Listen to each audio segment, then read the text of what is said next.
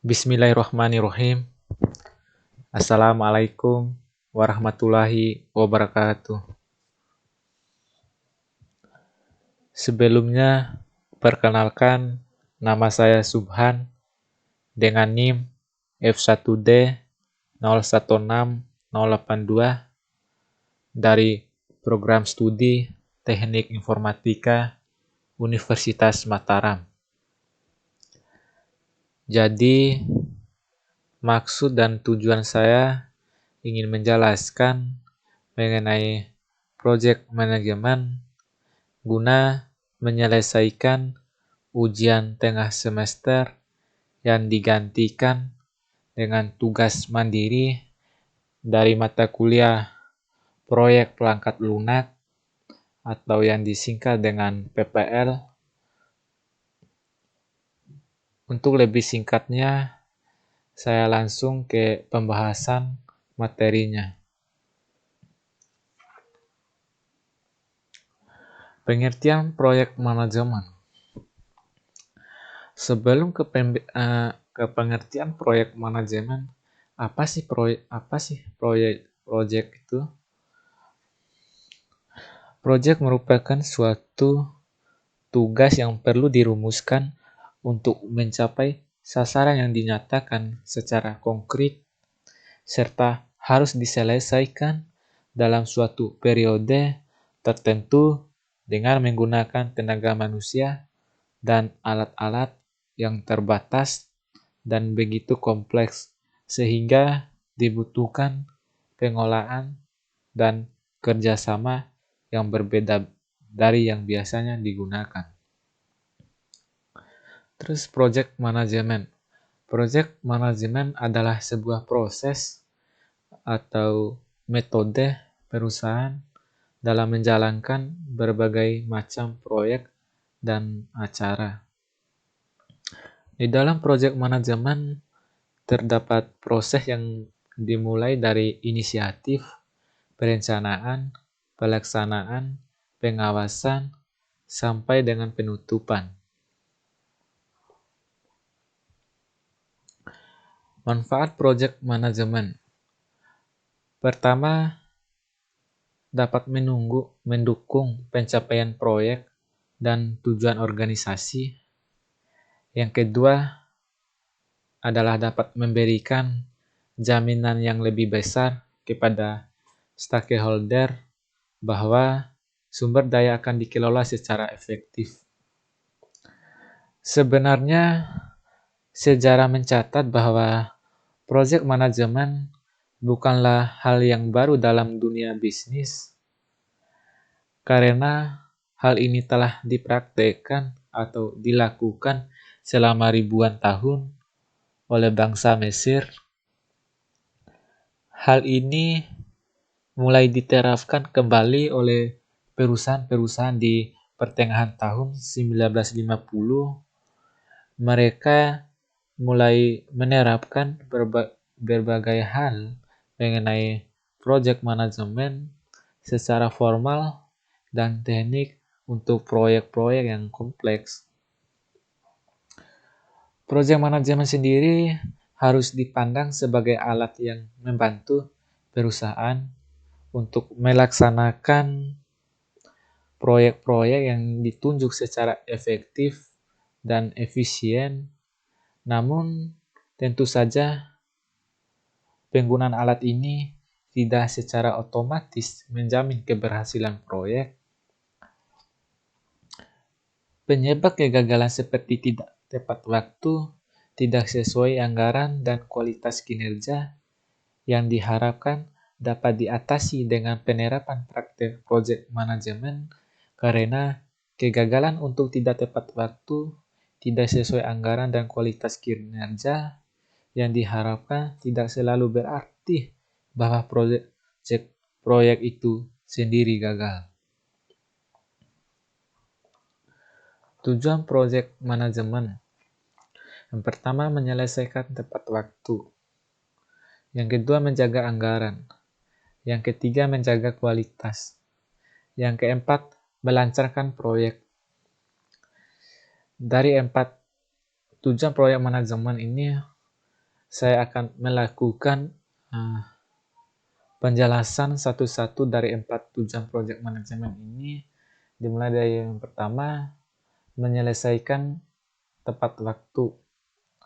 Pada manajemen waktu, ditentukan lini masa yang berisi kapan suatu kegiatan harus dimulai dan kapan harus selesai.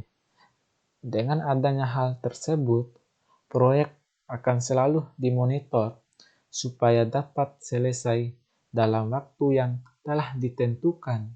Pengawasan seperti ini melancarkan pengerjaan proyek. Yang kedua, menjaga anggaran. Ini yang berkaitan dengan anggaran. Anggaran merupakan salah satu aspek yang dikaji dalam manajemen ini. Dengan pengkajian tersebut akan dicari sejumlah anggaran minimal mungkin, tetapi masih dapat menunjang tercapainya kriteria proyek yang telah ditentukan di awal, yang disingkat dengan efektif dan efisien. Yang ketiga, menjaga kualitas. Ini sebagaimana telah disinggung pada poin sebelumnya, kriteria proyek yang ditentukan di awal harus tercapai. Artinya, manajemen proyek juga membuat standar kualitas dari suatu proyek sehingga ia tidak dikerjakan secara seenaknya saja. Yang keempat, melancarkan proyek. Ini merupakan suatu proyek ideal. Pada akhirnya, proyek yang ideal adalah proyek yang selesai sesuai dengan perencanaan awal, baik dari segi waktu, anggaran, maupun kualitas. Manajemen ini membantu pengerjaan proyek supaya selesai dengan lancar sesuai dengan rencana awal. Fungsi project management. Yang pertama, perencanaan. Perencanaan meliputi persiapan sumber daya manusia, infrastruktur, dan fasilitas untuk proyek. Seorang project manager akan membahas isu-isu yang berkaitan dengan strategi dan bagaimana project manajemen bersama tim akan mewujudkan, menjual dan mendistribusikan produk mereka.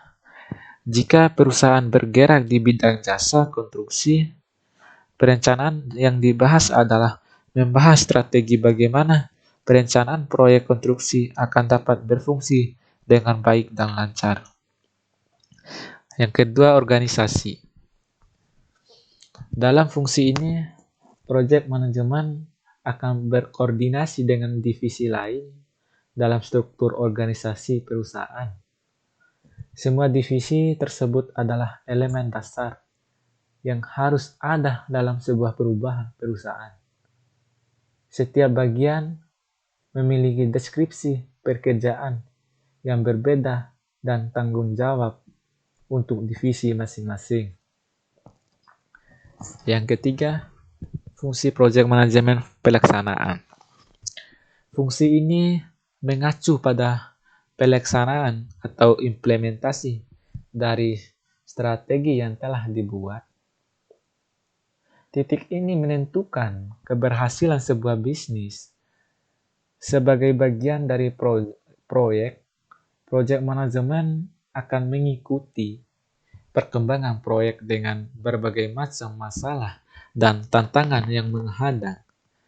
Dari informasi fase implementasi dapat diketahui hasil dan kemajuan proyek seperti waktu, sumber daya manusia, dan bahan untuk menyelesaikan proyek. Yang selanjutnya, yang keempat, pemantauan dan pengawasan. Fungsi pemantauan dan pengawasan adalah langkah penting dari hasil akhir proyek yang sesuai dengan harapan.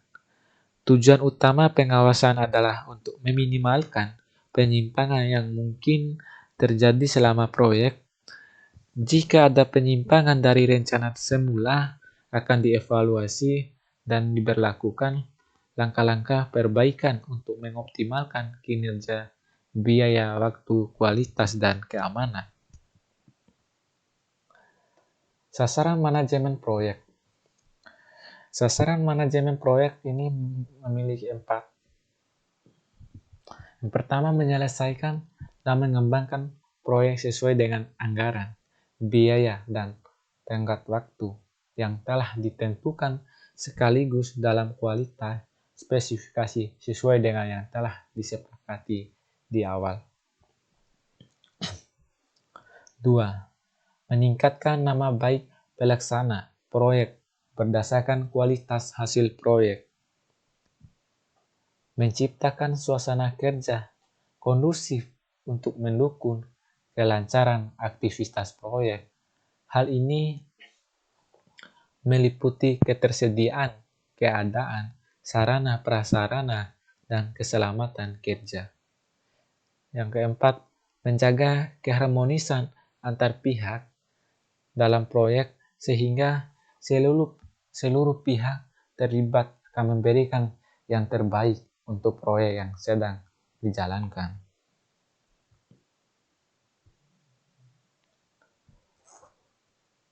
Aspek yang perlu diperhatikan di dalam proyek manajemen. Di dalam proyek manajemen terdapat aspek-aspek yang harus diperhatikan agar proyek dapat berjalan sesuai dengan rencana. Terdapat 9 aspek yang harus diperhatikan di dalam proyek manajemen. Yang pertama, aspek keuangan. Yang kedua, aspek anggaran biaya. Yang ketiga, aspek sumber daya manusia. Yang keempat, aspek manajemen produksi. Yang kelima, aspek harga. Yang keenam, aspek efektivitas dan efisien. Yang ketujuh, aspek pemasaran. Yang kedelapan, aspek mutu. Yang kesembilan, aspek waktu. Dari 9 aspek ini, saya akan menjelaskan satu persatu.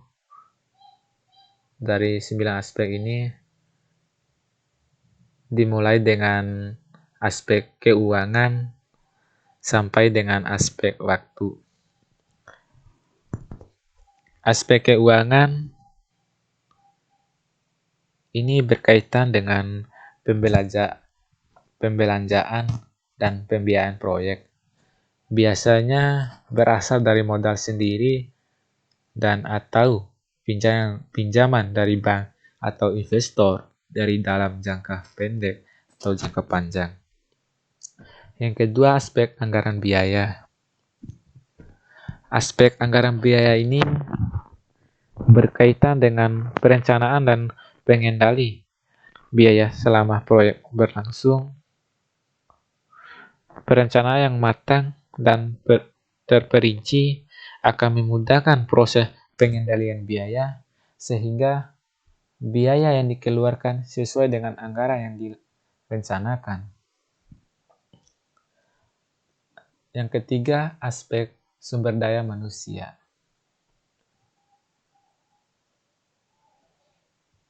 Aspek sumber daya manusia ini masalah kebutuhan dan alokasi sumber daya manusia selama proyek berlangsung. Agar tidak menimbulkan masalah yang kompleks, perencanaan sumber daya manusia ini didasarkan atas organisasi proyek yang dibentuk sebelumnya dan proses staffing sumber daya manusia serta tujuan proyek itu sendiri. Terus yang selanjutnya, aspek manajemen produksi. Ini berkaitan dengan hasil akhir dari proyek akhir yang negatif.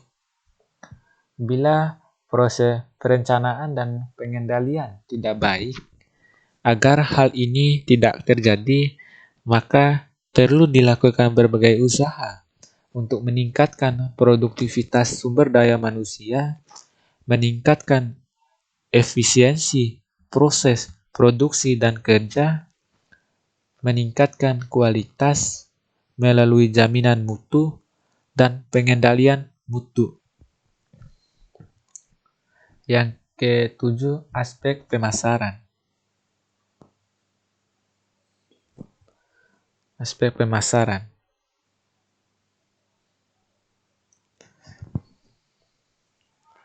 Salah. Aspek harga yang kelima. Main loncat ini. Aspek harga. Aspek harga ini merupakan suatu masalah. Ini timbul karena kondisi eksternal dalam hal persaingan harga yang dapat merugikan perusahaan karena produk yang dihasilkan membutuhkan biaya yang produksi yang tinggi dan kalah bersaing dengan produksi lain. Terus yang keenam, aspek efektivitas dan efisien. Ini dapat merugikan bila fungsi produk yang dihasilkan tidak terpenuhi atau tidak efektif sehingga usaha produksi membutuhkan biaya yang besar. Selanjutnya, aspek pemasaran.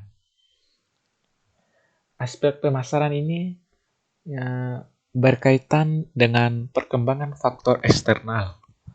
Sehubungan dengan persaingan harga, strategi promosi, mutu produk serta analisis pasar yang salah terhadap produksi yang dihasilkan.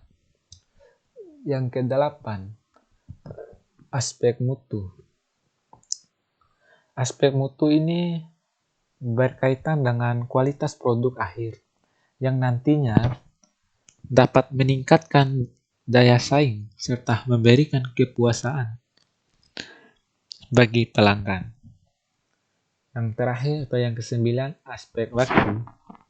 Ini masalah waktu dalam menimbulkan kerugian biaya bila terlambat dari yang direncanakan serta akan menguntungkan bila dapat dipercepat stakeholder proyek.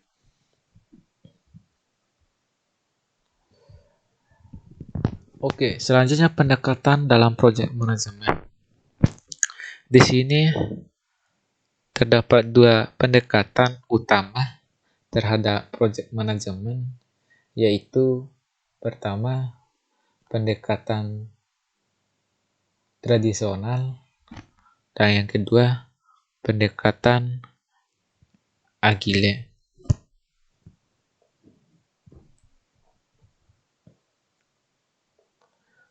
Kita mulai dari pendekatan tradisional. Pendekatan tradisional cenderung lebih mendasar dikembangkan untuk beberapa industri seperti manufaktur. Nah, biasanya industri yang menggunakan pendekatan ini menghasilkan produk fisik seperti mobil, komputer, bangunan, atau produk lainnya. Di dalam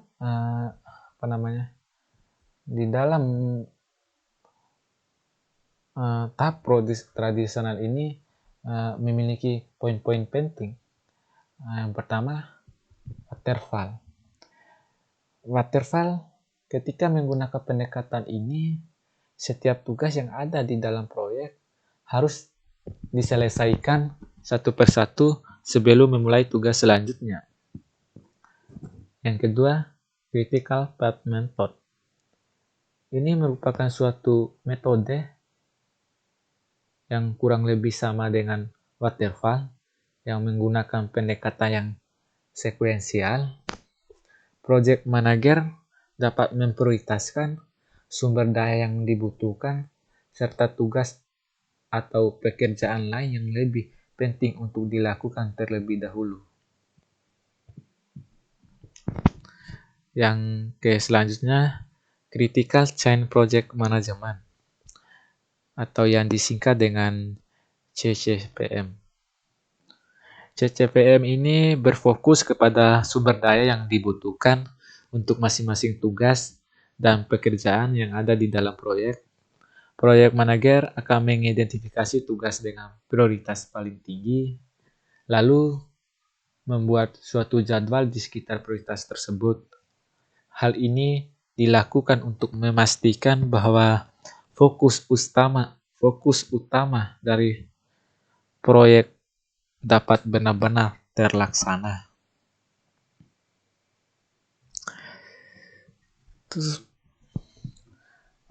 Terus pendekatan Agile. Pendekatan Agile dalam proyek manajemen berfokus kepada kolaborasi tim dibandingkan dengan struktur hierarki. Di dalam pendekatan Agile ada beberapa poin yang harus saya jelaskan. Yang pertama adalah Scrum. Scrum ini berbeda dengan pendekatan tradisional tadi. Pendekatan Scrum ini memungkinkan anggota tim untuk memiliki beban tanggung jawab yang biasa diemban oleh project manager. Yang kedua adalah Kanban. Pendekatan Kanban kurang lebih sama dengan Scrum, namun dengan periode kerja yang bersifat lebih kontinu. Terus pendekatan Agile Extreme Programming (XP). Nah, pendekatan Extreme dikembangkan khusus untuk software engineering. Pendekatan ini cocok untuk proyek dengan klien yang belum mengetahui apa yang dibutuhkan dari hasil akhir nantinya. Hal ini dikarenakan dengan menggunakan XP Project Management, Project Manager dapat melakukan percobaan dan memberikan feedback terhadap klien. Adaptive Project Framework atau yang disingkat APF. Pendekatan APF juga cocok untuk proyek yang berbasis teknologi dan informasi yang membutuhkan fleksibilitas dan juga tingkat adaptasi yang tinggi.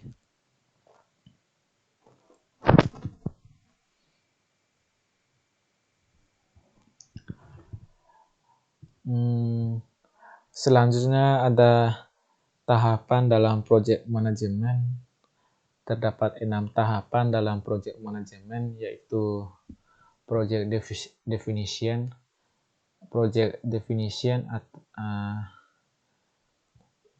atau pendefinisian proyek, project initiation atau project inisialisasi proyek, project planning atau perencanaan proyek, project eksekutif atau pelaksanaan proyek, project monitoring dan kontrol atau pemantauan dan pengendalian proyek. Enam adalah proyek selesai penutupan proyek. Di sini saya akan menjelaskan satu persatu dari 6 tahapan dalam project management. Project management sendiri harus dipandang sebagai alat yang membantu perusahaan untuk melaksanakan proyek-proyek yang ditunjuk secara efektif dan efisien. Namun, tentu saja pengguna alat ini tidak secara otomatis menjamin keberhasilan proyek.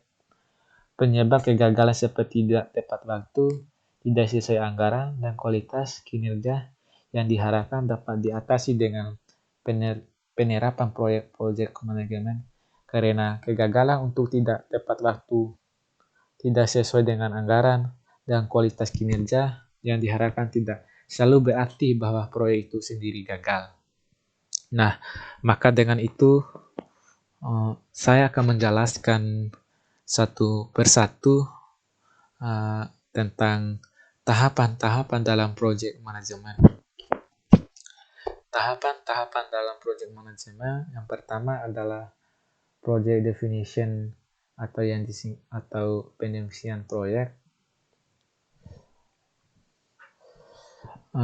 Yang ini mendefinisikan tujuan proyek dan faktor-faktor yang harus dipertimbangkan agar proyek yang dilaksanakan tersebut berhasil dan berkualitas yang diinginkan oleh perusahaan itu sendiri. Nah, untuk yang kedua adalah project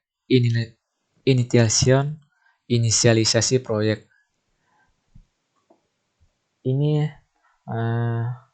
merupakan suatu perencanaan awal terhadap sumber daya yang akan digunakan sebelum suatu proyek dimulai. Terus selanjutnya adalah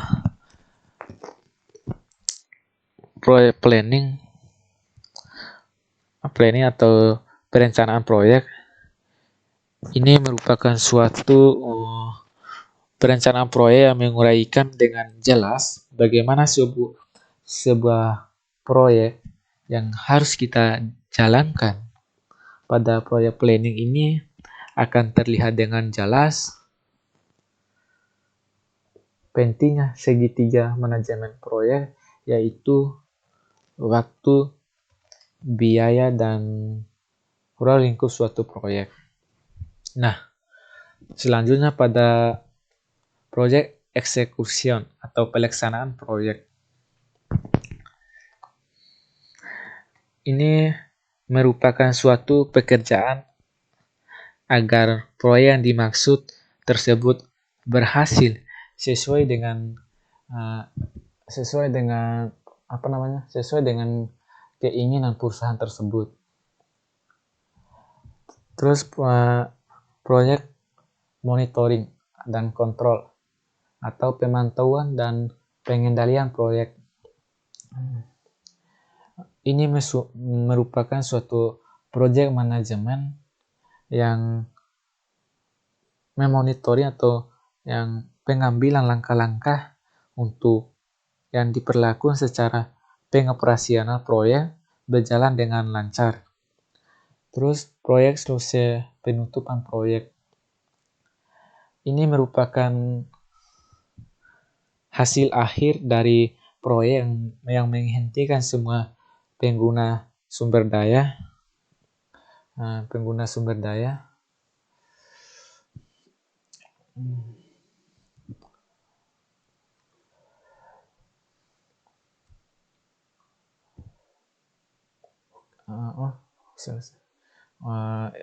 Sebelumnya saya akan ini ada sedikit tambahan dari saya karena dari fungsi tujuan dari project manajemen ini akan menjelaskan tambahan dari tujuan project manajemen ini. Sebenarnya bukanlah hal yang baru dalam dunia bisnis, karena hal ini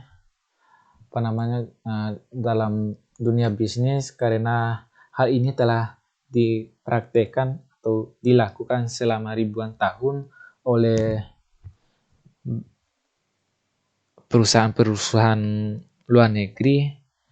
Hal ini mulai diterapkan kembali oleh perusahaan-perusahaan di pertengahan tahun 1950. Mereka mulai menerapkan berbagai hal mengenai project manajemen secara formal dan teknis untuk proyek-proyek yang kompleks. Mungkin ini saja yang perlu saya sampaikan dan saya jelaskan dalam mengerjakan tugas PPL untuk memenuhi nilai ujian tengah semester. Lebih dan kurangnya saya mohon maaf. Sekian. Wassalamualaikum warahmatullahi wabarakatuh.